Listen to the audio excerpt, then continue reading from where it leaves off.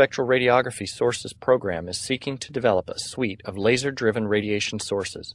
By using a common laser to drive these multiple sources, one can gather more information about the structure being scanned.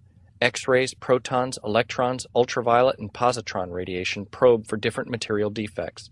DoD systems are increasingly relying on non-destructive evaluation techniques to increase the serviceable life of military platforms. The Hyperspectral Radiography Sources program is seeking to develop a suite of laser-driven radiation sources. The common piece of all of these sources is an ultra-intense femtosecond laser pulse. To amplify the short pulse, one must first stretch the pulse in time by making some of the wavelengths of the pulse travel longer than others in a device called, appropriately enough, a pulse stretcher. The pulse then travels through an amplifier to boost its energy and is then sent through a pulse compressor that reverses the process of the pulse stretcher.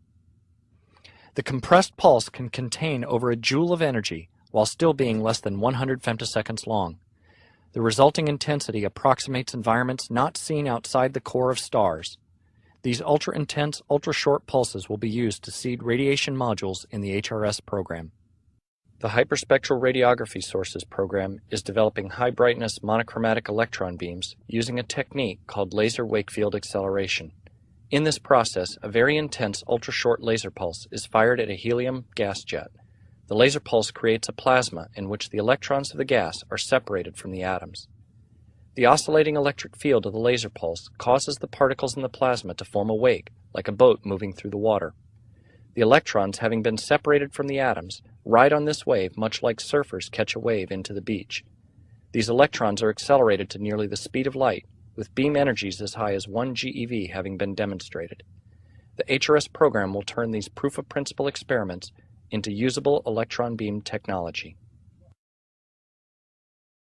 The Hyperspectral Radiography Sources program is developing high-brightness monochromatic X-ray beams.